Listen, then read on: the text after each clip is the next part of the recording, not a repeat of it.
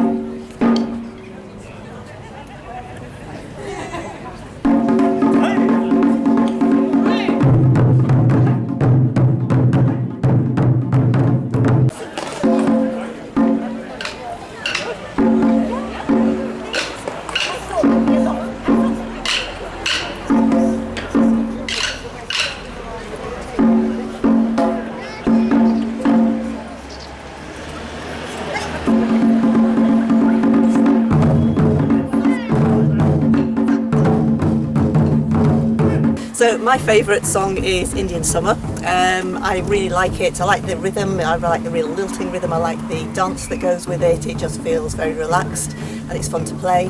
And I particularly like the idea that it's a mishmash, so it comes from a Bhangra rhythm to begin with. It was taught to one of our group members who was a hand drummer on the djembe, and then he passed it on to us on taiko. So yeah, my favourite.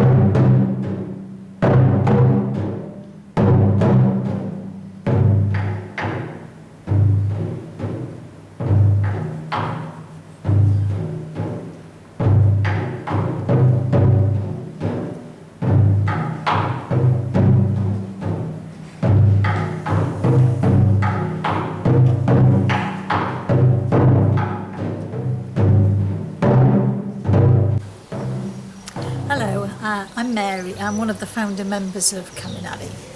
I want to talk to you about Hachijo style. Hachijo is a style of drumming rather than a piece. It originates from the island of Hachijo, which is about 1 hour away from Tokyo by plane in the Pacific Ocean. On the island, Hachijo style drumming is a type of community drumming. It's played at social occasions and social events, and everybody is welcome to join in. It's usually played as a duet, so you have a drum horizontal on the stand and two people play either side of the drum. One person plays what's called the shitauchi, which is the bass beat, the underlying rhythm, and the other person plays the uauchi, which is a solo, and usually the solos are improvised.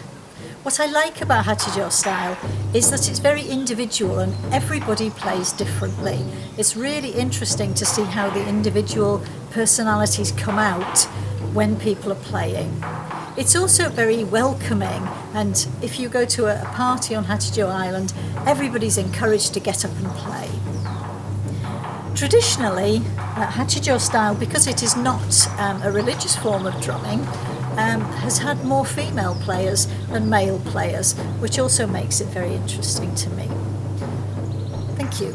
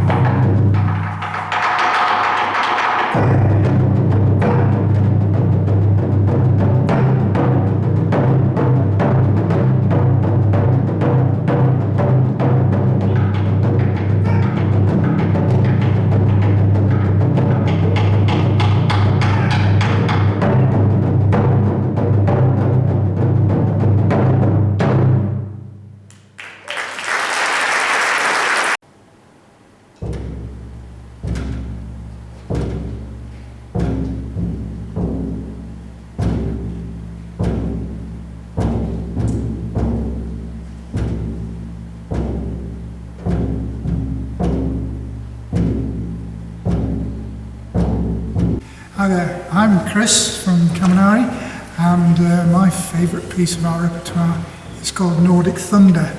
It's based on a Swedish folk song rhythm that we've adapted, and one of the nice things I think about this piece is that we've written it ourselves based on that particular rhythm.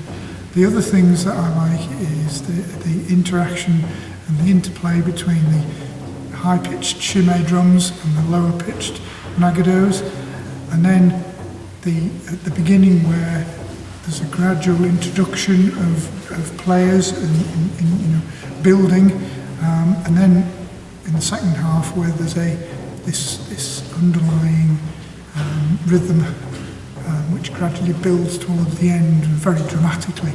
So that's the reasons why I like this particular piece.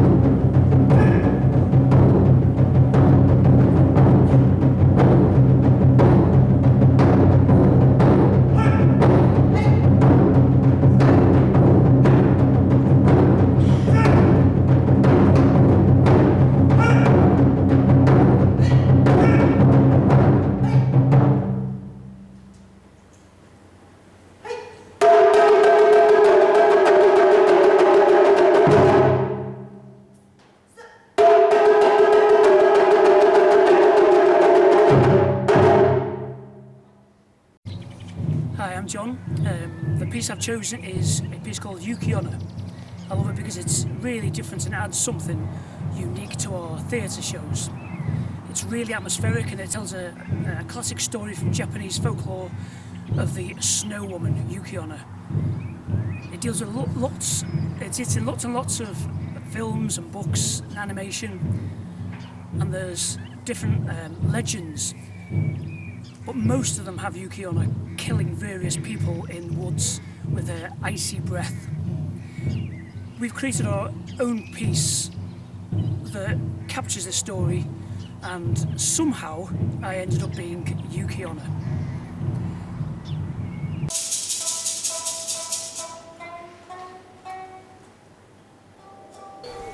It's really good fun to act out, and the percussion from the group is amazing. It's beautiful but creepy, and it's got full attention. It rises and falls like a heartbeat until the very final scene.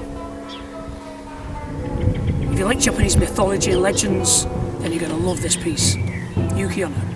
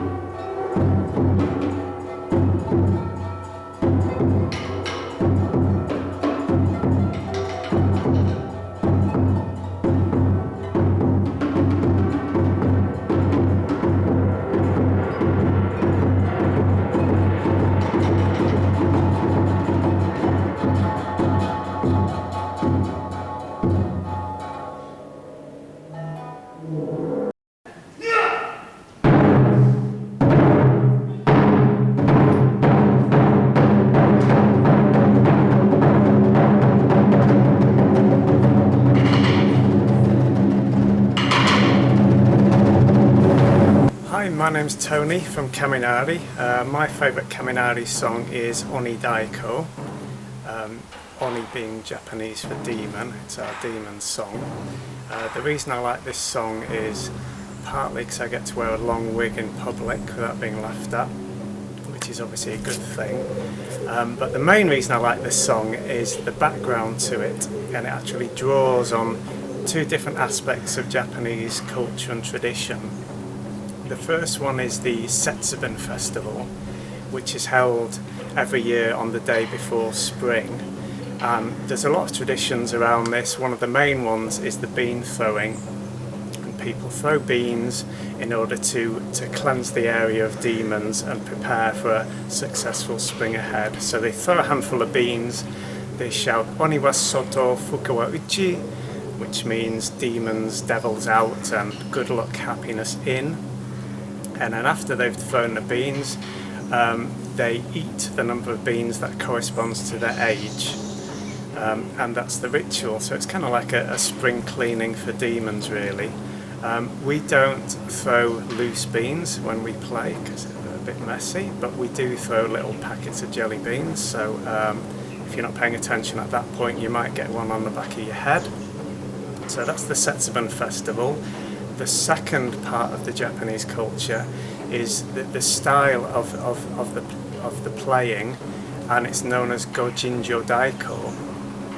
Now this is a very specific style of drumming. It's specific to Ishikawa Prefecture, the Noto Peninsula, which is on the western side of Honshu Island.